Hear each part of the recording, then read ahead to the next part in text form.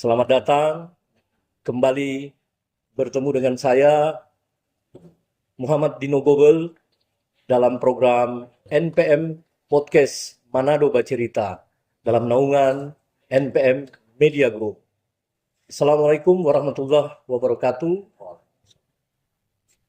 Om Swastiastu, salam kebajikan, namo buddhaya. Pada episode kali ini, NPM Podcast Manado Bacerita punya dua tamu istimewa. Kami sebut istimewa karena beliau berdua yang sudah ada tampil terlihat di kamera, cantik dan ganteng, punya kompetensi, punya keistimewaan khusus terkait dengan Sulawesi Utara bahkan Indonesia. Kami kenalkan yang pertama adalah Ibu Penny Marsetio. Assalamualaikum, selamat datang Ibu Penny di NPM Podcast ya.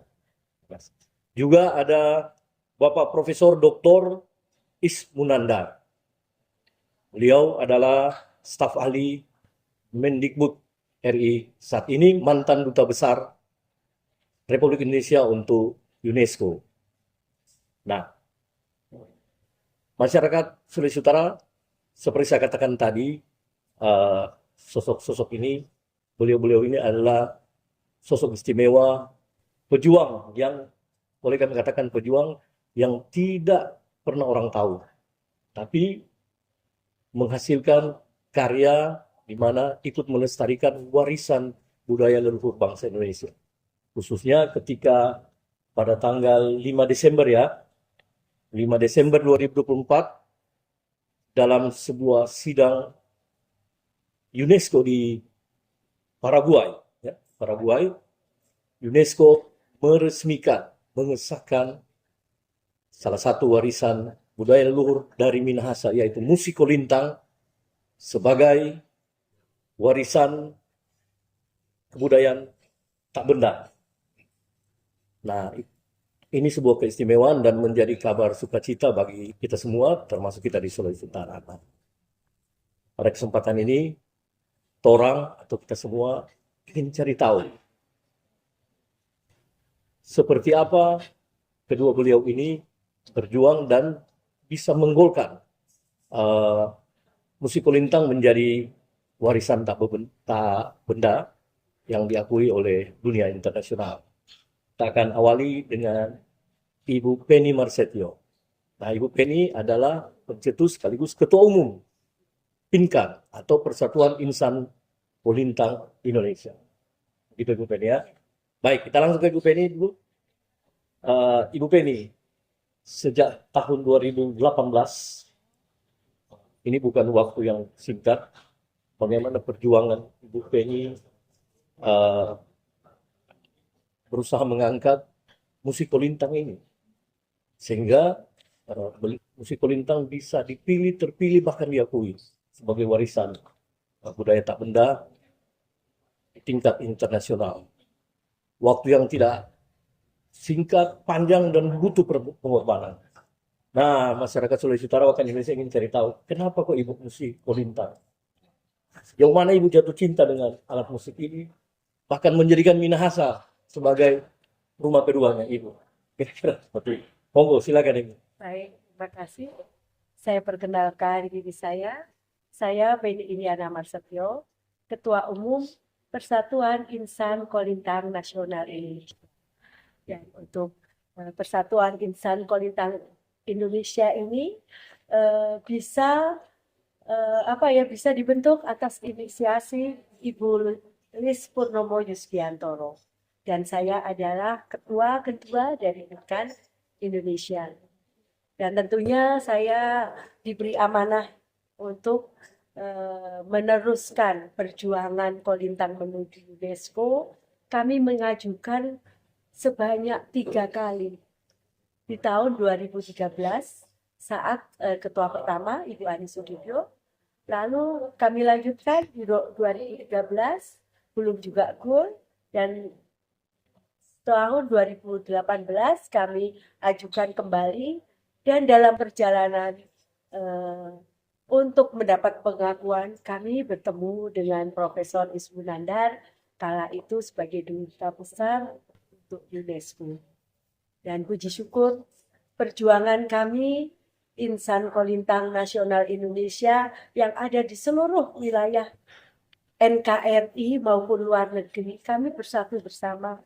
Kami mengangkat kolintang dan ada kekhawatiran kami eh, takut musik ini diakui oleh negara lain.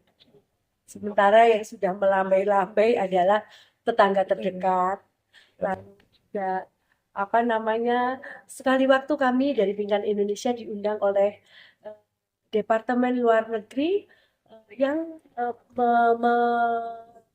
apa ya, yang bertemu dengan anak-anak bertalenta musik dari 27 dunia. 27 negara dunia ini. Dan mereka, kami diminta untuk bermain kolintang, para master tentunya para pelatih, dan kami memainkan, dan anak-anak itu langsung bisa memainkan. Dan waktu itu ada dari Amerika Latin, seorang anak yang memang punya talenta musik dari Amerika Latin, dia langsung bisa membawakan lagu apapun. Dan saya sebagai yang seorang ibu rumah tangga ini dengan pengetahuan musik juga terbatas, saya mempunyai kekhawatiran bahwa di Amerika kayunya bagus-bagus, dan untuk menentukan nada itu sekarang dengan mudah, bisa dengan HP atau apa, dan kekhawatiran itu yang membuat saya apa ya, ingin berjuang, ingin apapun yang terjadi terjadilah, tapi saya berjuang meskipun saya Jawa bukan Minahasa, sementara banyak sekali orang kurang kerjaan anak gitu. Tapi saya bilang saya nggak kurang kerjaan, saya cinta kolintang. Ya, Saya mencintai kolintang, dan kolintang adalah suatu kejujuran dan keindahan. suatu kejujuran dan Dan keindahan. dia jujur Ya, karena Allah. suaranya tidak bisa dimanipulasi. Luar Kalau biasa. dia fales akan fales. Kembali para pelatih akan Ya, menstabilkan suara itu. Dan saya tahu sekali apa senjata pelatih adalah parang. Jadi ada ya itu, saya seorang ibu rumah tangga dengan pengetahuan sederhana, namun ingin berjuang karena ingin memperjuangkan keindahan dan kejujuran kolintang. ya. Masyarakat Sulawesi Utara, bahkan masyarakat Indonesia ini luar biasa. Ibu Penny selalu menempatkan diri beliau sebagai seorang ibu rumah tangga yang selalu perhatian, termasuk ke musik kolintang. Tapi ada pertanyaan menarik ini, mohon izin. Ya, pada periode 2012 sampai ke 2014, yaitu suami tercinta dari Ibu Penny ini adalah Kepala Staf Angkatan Laut Republik Indonesia. Beliau adalah Laksamana TNI Purnawirawan Profesor Dr. Marsetio. Nah, otomatis Ibu Penny selain ibu rumah tangga juga sibuk mengurus mendampingi kegiatan sehari-hari suami. Tapi kecintaan ibu terhadap musik kolintang itu tetap ibu berikan perhatian ya. Ya. Nah, masyarakat Sulawesi Utara bertanya prosesnya sisi humanis ibu, kenapa bisa jatuh cinta kepada musik kolintang? Apa makna filosofi ibu tangkap? Sementara di Jawa sana banyak musik Ya, tradisional yang tidak kalah cantik, menarik. mungkin itu tadi. Saya jatuh cinta kepada kolintang setelah menikah dengan Letu Laut Pelaut Marsetio kala ini.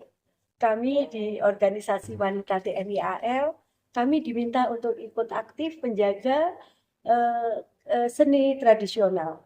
Iya. Dan kala itu untuk gamelan sudah banyak, untuk tari juga sudah banyak. Dan saya memilih kolintang karena itu tadi, untuk main kolintang kita tidak harus duduk di bawah, kita bisa tampil cantik, kita bisa bergaya. Awalnya itu, awalnya adalah ingin terlihat cantik Ingin terlihat di cantik. hadapan pirsawan. Luar biasa. Karena belajar kolintang, dan alhamdulillah di kurun waktu mendampingi suami. Waktu itu masih belum bisa aktif di kolintang karena harus mendampingi suami dengan tugas-tugasnya, dan aktif di kolintang malah setelah purna.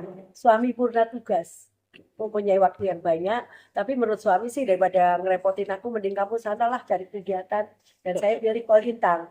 Kebetulan kolintang punya tujuan menuju UNESCO, jadi saya tertantang Iya. Saya tetapkan, saya hidup bersama seniman kolintang, ada kebahagiaan tersendiri. Mereka orang-orang sederhana, orang-orang penuh kejujuran. Kalau tidak suka, bilang tidak suka. Dan saya yang Jawa ini, karena bergaul dengan insan kolintang yang rata-rata Minahasa, meskipun itu ada di belahan dunia mana, selalu orang Minahasa. Jadilah saya, pribadi saya seperti orang Minahasa. Wah, Yang oke. yang bisa berbicara lantang di hadapan orang. Saya itu segi positif untuk saya. Iya, luar biasa. Kita beralih ke Profesor Dr. Ismunandar sekaligus staf ahli Menteri Kebudayaan Republik Indonesia. Yang tadi juga Ibu Penny sudah sebutkan, perkenalkan beliau adalah mantan Duta Besar Republik Indonesia untuk UNESCO. Ya. Prof, mohon izin. Nah, ketika bertemu dengan Ibu Penny dan tim Pinkan, diperkenalkan, disodorkan tentang musik kolintang. Ada dua pertanyaan menarik di sini. Prof melihat kolintang ini seperti apa? Dan ketika kemudian Prof tertarik, berminat, yakin bahwa ini bisa disodorkan sebagai pengakuan internasional oleh UNESCO, tahapan prosedur seperti apa yang Prof lakukan sehingga selama beberapa tahun ini, alhamdulillah puji Tuhan bisa gol. Silakan Prof. Terima kasih Mas Dino ya. Iya. Mas Dino, ya. Dan MPM audiens, MPM pemirsa yang hormat yang mudah-mudahan bisa saling mengisi ya, saling bercerita tadi saya baca itu. Nah, Mas Dino, jadi sebetulnya kalau peran kami di UNESCO itu tentu cuma sebetulnya di ujung saja ya. Yang berperan kalau pengusulan seperti ini itu adalah masyarakat. Tentu saja Pinkan adalah Ibu Penny bersama Pinkan itu yang pengusung utamanya. Tapi sebetulnya kita di UNESCO di Paris sana, waktu saya tugas di sana itu di ujungnya saja. Nah, sebetulnya sesuatu jalan yang akhirnya menemukan agak jalan lebih cepat itu karena kita itu menyadari, Mas Dino ini begini ya, UNESCO ini sekarang konvensi atau perjanjian internasional atau program warisan budaya tak benda itu sangat populer. Hampir semua negara di dunia ini ingin mendaftarkan budayanya. Ya. Nah, padahal kapasitas UNESCO terbatas, sehingga dia membatasi sekarang 2 tahun sekali satu negara itu hanya boleh mengajukan satu. Nah, padahal kita Indonesia ini budayanya itu kita di Kementerian Kebudayaan itu sekarang mencatat sudah 2.200 budaya tak benda Indonesia. Dan setiap tahun nambahnya 200, 300 gitu. Nah, kalau kita jatahnya itu 2 tahun satu, bayangkan itu kan 4.000 tahun baru kita selesai barangkali. Nah, oleh karena itu kita mendiskusikan cara lain. Cara lainnya itu salah satunya adalah sebenarnya di UNESCO menyediakan cara kalau ada budaya dari negara lain yang sudah terdaftar di UNESCO dan mempunyai kemiripan dengan suatu budaya, maka ada cara ekstensi. Nah, salah satu itu yang kita identifikasi pada waktu itu, ada budaya di UNESCO yang terdaftar dari negara-negara Afrika Barat, namanya Balafon, dan itu sudah didaftarkan tahun 2014 saja, rasanya seingat saya 2014an oleh negara Mali, Burkina Faso, dan Pantai Gading, ya, Cote d'Ivoire. Nah, kita identifikasi, nah kemudian saya sih hanya memberi masukan kepada insan kolintang pada waktu itu. Ini bagaimana kalau kita pilih jalur ini? Nah, ya, komunitas kolintang Indonesia melalui Pinkan, kemudian dari kementerian pada waktu itu Pak Dirjen Kebudayaan setuju. Nah, kami ya membantu saja. Kami membantu menyambungkan ya pada waktu itu zaman COVID ya. Jadi kita semuanya Zoom saja modalnya. Kita rapat dengan negara Mali, Burkina Faso, dan Pantai Gading. Menarik juga, mereka kan bahasa Inggrisnya bukan bahasa pertama ya, bukan bahasa kedua juga. Akhirnya mereka berbahasa Prancis, kita berbahasa Indonesia, ya ada translatornya gitu ya. Lewat Zoom, lewat translator.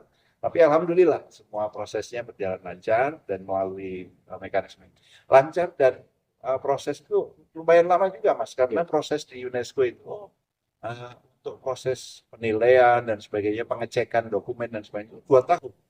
Jadi sebenarnya kita itu kalau catatan di WA grup saya itu kita mulai bekerja sekitar Juni, Juli, Agustus 2022. 2022 ya. Nah, kemudian selesai karena deadline pengajuan nominasi itu waktu itu Maret 2023 ya. Nah, kemudian diproses di UNESCO.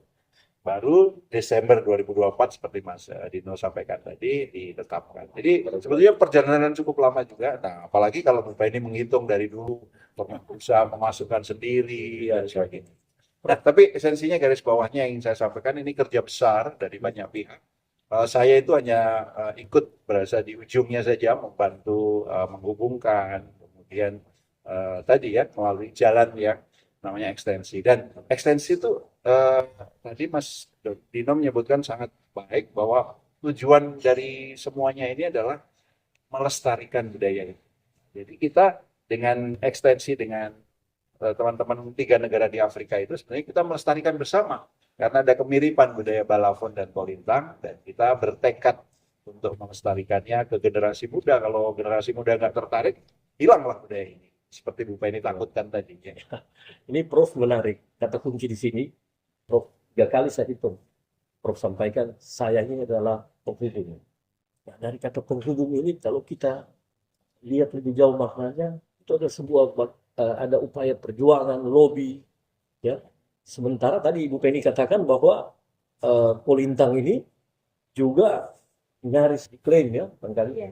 Alias kita punya saingan lah yang mencoba mirip-mirip Kolintang beberapa negara tetangga. Nah, bagaimana Prof sebagai duta besar di UNESCO meyakinkan ke pihak UNESCO bahwa ini loh, Kolintang ini milik Indonesia dari Minahasa, bukan Ya. dari negara lain. Atau tagline sebuah iklan katakan Kolintang lupakan yang lain. Bagaimana Prof? Silakan. Iya. Nah, ini kesempatan baik saya kira ya. Saya ingin menyampaikan bahwa sebetulnya di UNESCO-nya sendiri, di konvensinya, ya, Mas Dino ya, dan Ibu Bapak sekalian, ya, pemirsa, di konvensinya itu warisan budaya tak benda itu tidak bicara sama sekali tentang paten atau hak milik atau asal usul. Ya. Jadi sebenarnya yang diinginkan UNESCO tadi semangatnya itu melestarikan. Semakin banyak negara-negara yang mempraktekkan atau mewarisi budaya tersebut, itu sebenarnya semakin baik. Ya. Nah, cuma memang ada juga kayak tidak kemudian ada satu orang main kolintang di negara Australia misalnya, terus mereka bilang, oh budaya kolintang hidup juga di sini. Gitu. Ya. Paling tidak di negara tersebut itu, paling tidak di wilayah negara tersebut, itu ada pewaris, ada praktisi itu yang paling tidak sudah 2 generasi, barangkali sekitar 40-50 tahun, benar-benar secara konsisten mengembangkan budaya. Ya, jadi bahasa mudahnya itu untuk jadi orang Muslim kan nggak harus orang Arab gitu kata bahasa Republikan. Jadi yang penting dipraktekkan, ya dipraktekkan. Jadi sebetulnya di dalam konvensi tersebut tidak sama sekali bicara tentang paten, tidak bicara asal usul, tapi lebih kepada bahwa praktek budaya itu hidup. Hidup itu artinya tadi itu 2-3 generasi, 40-50 tahun sudah memang menjadi praktek di masyarakat. Dan tujuannya lagi-lagi adalah mewariskan ke depan, Nah, ini yang kadang-kadang suka saya sendiri pada waktu sebelum tugas itu membaca konvensinya dengan baik, itu memang karena kebanggaan atau kadang-kadang istilah klaim mengklaim itu kadang-kadang saya juga termakan gitu ya. Nah, sekarang ini harus kita sadari bahwa ini sama sekali tidak ada hubungannya dengan itu. Lebih baik malah kalau banyak. Misalnya kayak kita yang terakhir kebaya, karena memang hidup di 5 negara, di Brunei, di Singapura, di Thailand, di Malaysia, dan di Indonesia, diusulkan bersama-sama. Nah, itu juga melalui mekanisme pengusulan bersama itu, tidak kita tergantung kuota tadi. Kalau sendiri kan 2 tahun sekali. Kalau bersama itu bisa nambah pengusulan kita. Sehingga tahun lalu kita itu 3 sekaligus. Nah, Kolintang, terus Reok, kebaya, karena kita ada pengusulan bersama. Jadi esensinya sebetulnya ya memang tidak kemudian sembarang negara mengklaim ada budaya itu, tapi yang penting bahwa memang budaya itu hidup di negara. Dan semakin banyak itu tentu kita ada kebanggaan juga kan, bahwa banyak negara yang kemudian mengadopsi budaya itu dan sebagainya. Dan kalau mau jujur kan kita sebenarnya budaya-budaya kita juga dapat pengaruh dari negara lain dan sebagainya. Jadi sebetulnya asal usul atau klaim-klaim Iya, itu ada satu. Jadi esensinya melestarikan. pelestarian. Iya. Bukan soal klaim Betul. paten atau Iya. apa. Baik, ini menarik. Pembicaraannya semakin menarik untuk kita gali dari dua tokoh istimewa ini. Penjelasan dari Ibu Penny maupun Profesor Dr. Ismunandar tentang bagaimana perjuangan, kecintaan, pandangan mereka tentang musik kolintang itu sendiri. Nah, yang ingin kami tanyakan sekarang adalah, ya kita sharing ya Ibu. Ya.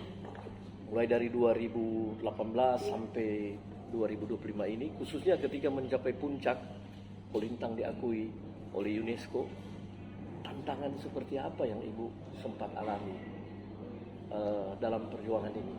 Nah, ini yang masyarakat ingin tahu, dan masyarakat Sulawesi Utara semakin sayang dengan sosok Ibu Penny ini. Kalau perlu akan membangunkan rumah di Sulawesi Utara karena berhasil mengangkat kolintang di kancah internasional. Silakan. Baik, kalau tantangan rasanya nggak ada ya Pak. Tantangan kalaulah ada tantangan, kami hadapi bersama. Kami hadapi bersama tentunya dengan para pelatih. Kebetulan Pingkan Indonesia ini saya syukuri keberadaan kami ini untuk menampung seluruh pelatih kolintang seluruh dunia, malah tidak Indonesia saja, dunia. Jadi untuk saya kolintang ini adalah pemersatu. Berbekal saya sebagai ketua umum Pingkan Indonesia, saya bisa bertemu dengan insan kolintang di mana saja. Saya bisa memperkenalkan kolintang di sekolah-sekolah tinggi musik di Indonesia ini, dan rata-rata para dosen ataupun rektor tuh dengan tangan terbuka bahwa ini benar, ini musik etnik asli Minahasa yang ada di Indonesia ini. Dan di sekolah tinggi seni musik di Jogja itu malah sudah lebih lama belajar kolintang, dan mahasiswanya namun dengan kolintang melulu ya, istilahnya kolintang melulu ya, kolintang yang dengan 7 alat. Ya. Itu adalah, mungkin saya bisa menyebutkan namanya, Opa Petrus Kasike, adalah salah satu pembuat kolintang yang Opa ada. siapa ini? Opa Petrus Kasike. Opa Petrus Kasike. Nah, Dan ada di Salatiga. Kebetulan di sini pelatih dari Salatiga juga hadir. Pak Devi dengan, jadi saat ini kami seluruh pelatih seluruh Indonesia berkumpul di Minahasa ini. Jadi masyarakat Sulawesi Utara, bahkan masyarakat Indonesia, ketika program ini lagi syuting, di sekitar atau tidak terlihat di kamera ada beberapa tokoh, aktivis, pelaku musik kolintang dan pengurus Pingkan ada di sekitar. Tapi next episode kita wawancara mereka. Nah, sekarang kita dengan Bu Penny dulu. Silakan lanjut Ibu. Jadi seperti di Surabaya ada Opa Hens Sorongan, beliau asli Minahasa namun sudah tinggal berpuluh tahun di Surabaya. Di Surabaya kolintang dengan pesat berkembang. Di tahun 75 ibu-ibu PKK di Surabaya sudah belajar kolintang, dan itu saya tahu karena pada suatu saat kami ingin mengadakan acara di Surabaya. Kami dengan Ketua DPD Pingkan Surabaya, Pak Yudo, menghadap kepada Bapak Wali Kota, Pak Erik, dan Pak Erik menyatakan, ibuku tuh loh Bu pemain kolintang. Jadi menyatakan seperti itu, jadi menambah kasanah lagi, menambah pengetahuan lagi. Ternyata di Jawa kolintang amat dicintai. Tidak di Jawa Timur itu, di Ngawi ya Opa, Ngawi, Madiun itu ada kolintang. Jadi untuk masyarakat Sulut jangan khawatir, kami yang di Jawa juga ikut menjaga, dan tentunya saya ingin Sulut lebih maju, karena saat pengajuan ditanya asalnya kolintang dari mana, dari Sulut. Jadi itu tadi kemarin yang saya sampaikan kepada Bapak Gubernur juga, Bapak, Kolintang sudah mendapat pengakuan, mohon Bapak untuk menghidupkan Kolintang, untuk menjaga Kolintang dimulai dari tingkat pendidikan dasar. Luar biasa. Ya. Kami Dan- dengar, ya, kami dengar Ibu selain ikut menggiring, memperjuangkan Kolintang sebagai warisan Iya. budaya, juga menerbitkan tulisan buku tentang Kolintang ya. ya. Tulisan berapa buku, tentang Ibu? sudah ada berapa buku ya? Ada lumayan dari Pak Maurits Tumandung. Jadi Oh. saya minta untuk para pelatih yang kita sebut master itu untuk menulis tentang Kolintang.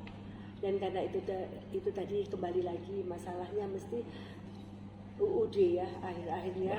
Jadi saya kira silahkan ini dan kami yang menerbitkan. Bingkai Luar biasa, Indonesia. luar biasa. Baik, kita pindah ke Monggo. Profesor Dr. Ismunanda. Prof, izin Prof. Jadi ketika sekali lagi saya tertarik ini, Prof sebagai utusan bangsa berada di badan yang luar biasa istimewa UNESCO, dan saat disodorkan musik Kolintang, tentu secara pribadi Prof itu seperti mengkurasi ya, katakannya memilah-milah Kolintang dan beberapa alat musik lainnya. Nah, apakah kalau tadi Ibu Penny bercerita tentang tantangan itu tidak ada selama perjuangan ini. Nah, Prof sendiri alami seperti apa kira-kira ketika mau ikut memperjuangkan ini, menggolkan hingga 5 Desember kemarin, Prof?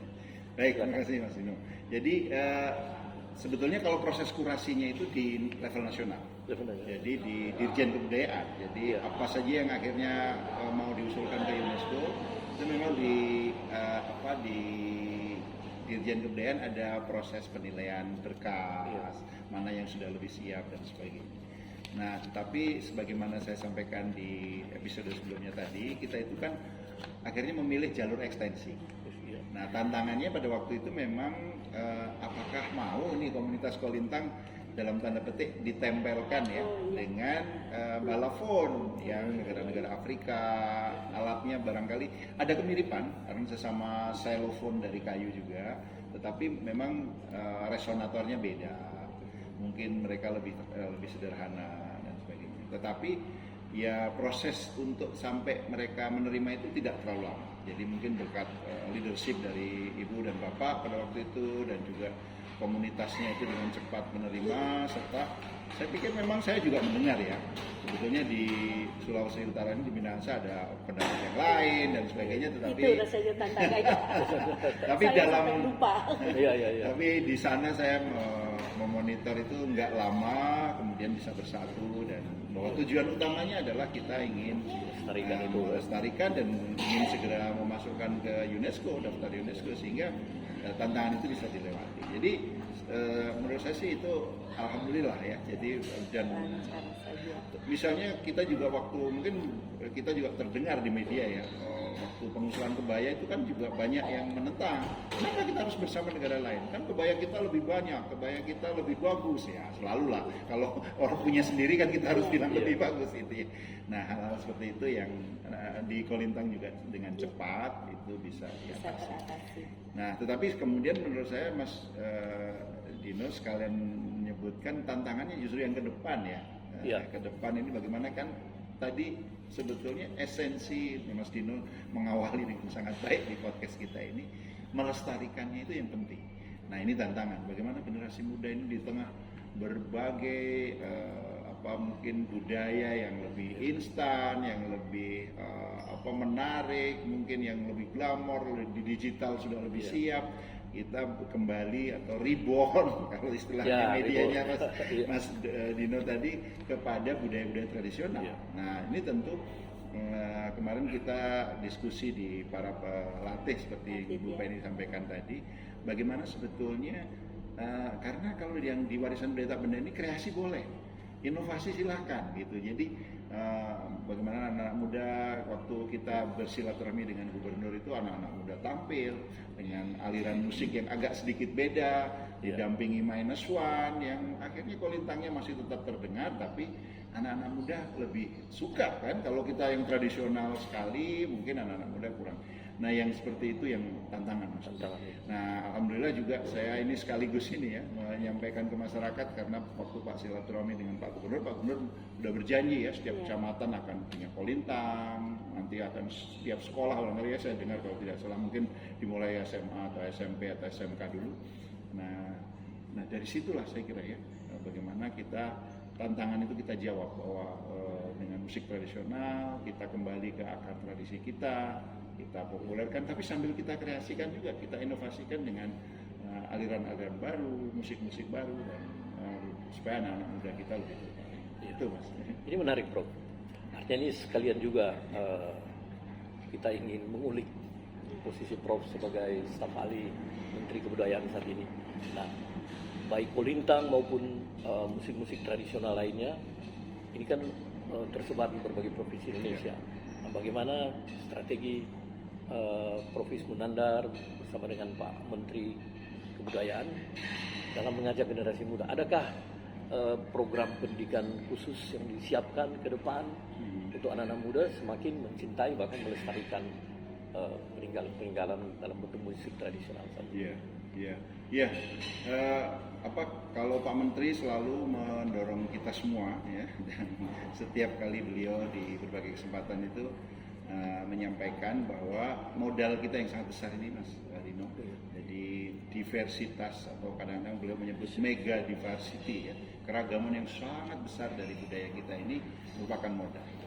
Nah tentu dengan berbagai keterbatasan yang ada di kementerian, kita melakukan hal-hal yang strategis ya. Tetapi prinsipnya memang memajukan kebudayaan itu sebagaimana disebut di Undang-Undang Pemajuan Kebudayaan itu memang tanggung jawab negara. Jadi kalau sudah negara kan bukan hanya pemerintah ya, tapi juga warga negara, swasta, lembaga masyarakat ya, lembaga LSM, NGO dan sebagainya ya, harus kita gerakkan. Jadi kita mendorong public private partnership. Ya, program-program yang sebagaimana Mas sebutkan tadi, bagaimana anak-anak muda kita dan sebagainya itu kita berkolaborasi dengan Kementerian Pendidikan Dasar dan Menengah, Kementerian Pendidikan Tinggi, jadi bagaimana masuk kurikulum sekolah dan sebagainya ya. Tapi kalau sudah kurikulum sekolah di level dasar dan menengah kan tanggung jawab provinsi ya. Makanya Pak Gubernur tadi mau mendorong ke kecamatan, ke sekolah, ada kolintang lagi dan sebagainya. Nah, kita dorong sama-sama, misalnya kolintang bisa bagian dari atau mata pelajaran pilihan atau ekstrakurikuler di sekolah, jadi supaya ada kebanggaan dan ada penularan tradisi-tradisi tadi.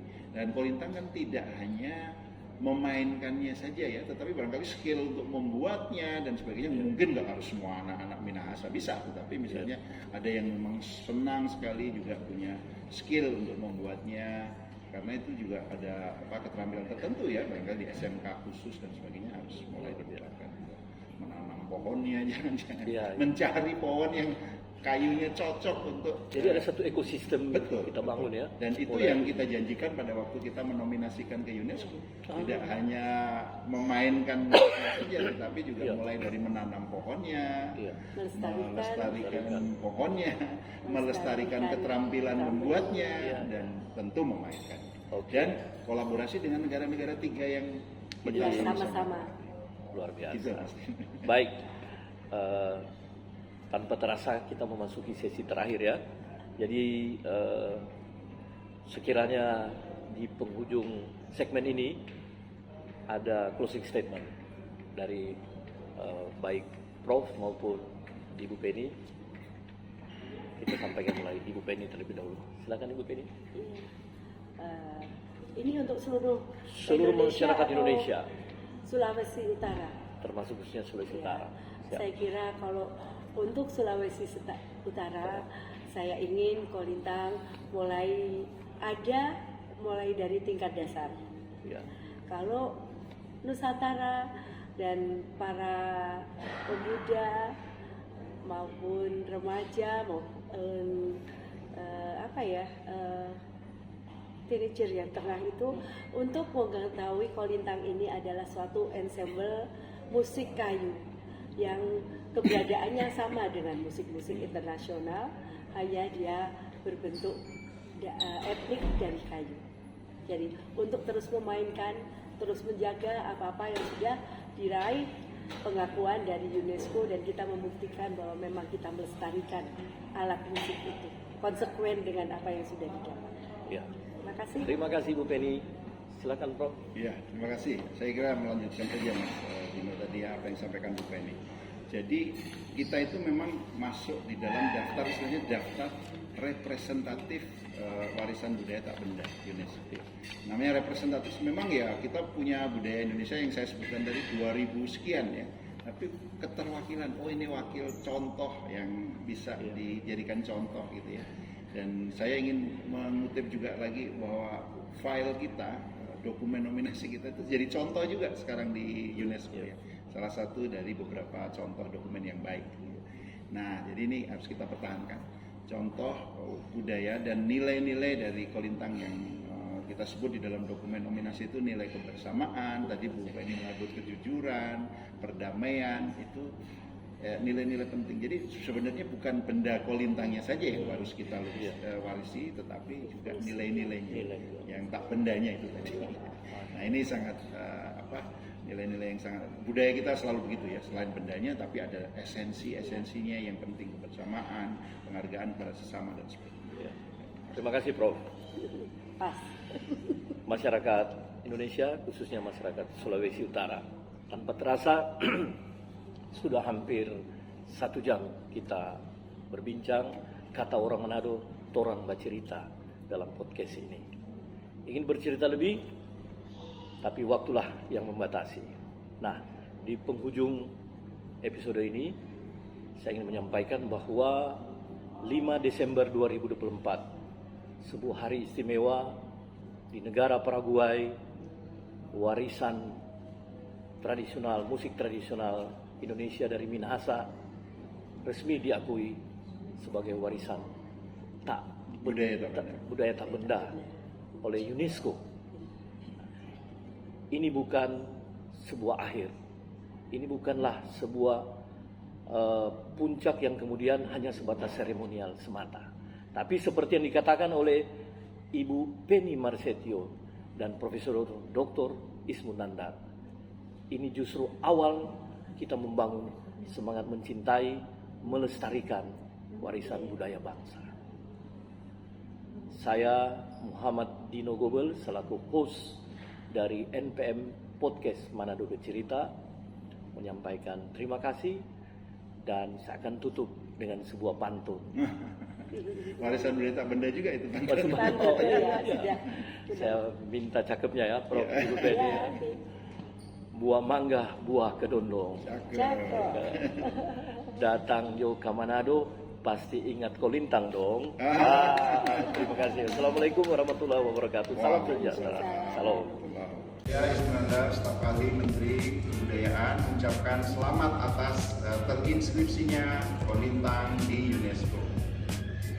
Saya Penny Iriana Masetio, Ketua Umum Insan Kolintang Nasional Indonesia. Puji syukur Kolintang sudah ada di hati kami. Kolintang di hatimu, Kolintang mulia.